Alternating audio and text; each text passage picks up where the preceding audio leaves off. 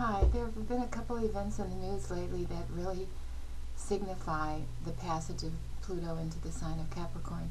You might have noticed in your own life that people around you are making major changes in their life. Some people are choosing to because they were intuitive and they saw the handwriting on the wall up to 6 months ago. And some people are having the proverbial roof fallen on them, which is a harsher reality, but it's still Plutonic in nature. Pluto is the eruption of long withheld forces, forces that have been building up over a long period of time. Erupt suddenly, but if you stop and think about it, it's been building up for a long time. This accounts for the relationship breakups that you see happening, people deciding to relocate, people putting an end to things that they've been putting up with for the last 5 to 10 years. The keynote events that I've seen in the news are two, and I think they're connected. The first was the Gambino bust, which took place almost to the day that Pluto went into Capricorn. Mafia figures or Godfather type images are stereotypically Capricorn with Pluto. It's a combination of the kind of power that a mafia boss wields is based on emotions. It's based on identifying the thing. For example, making you an offer you can't refuse. It's because they've identified your deepest motive or the thing that you care most about, and they're ratcheting that emotionally. And then there's the tie that, what I've done for you emotionally, so now you owe me.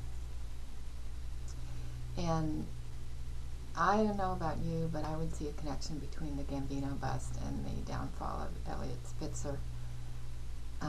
So there's a connection there. I think he went after one too many bad guys that really got vengeful and ferreted out his weakness and brought it into the public and brought him down. Secondarily, there's a trend lately, for centuries men have been accountable to other men for what they do to other men, but not for what they do to women. For example, what goes on in a man's private life has traditionally not been held up to the public specter.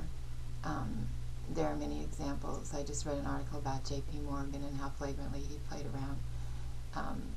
But of course he wasn't a politician. However, J.F. Kennedy, Eisenhower was supposed to have had an affair. It just wasn't called into the public attention until recently, but that might be changing with Pluto and Capricorn because it's a paternal energy, and families are becoming more important in family values, and calling men to account for their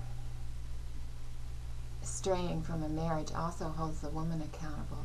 The woman doesn't have to stand there and act like she's looking the other way or she doesn't know what's going on. She has to come out as a person and do something or stand for something or make a statement herself.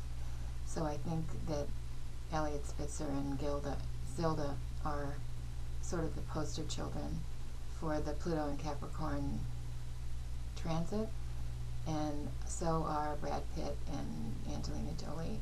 They started a year or two ahead of time, sort of setting the tone. Now we see in all the movie magazines, there's one article after another about the babies and the fathers with the babies, Ben Affleck and other couples where the man is shown nurturing the child and the family being important. And you didn't used to see so much about families among the stars and celebrities either, so that's a Pluto and Capricorn sign. This is Nancy Finn. I enjoyed talking today, and I'd like to be your astrologer.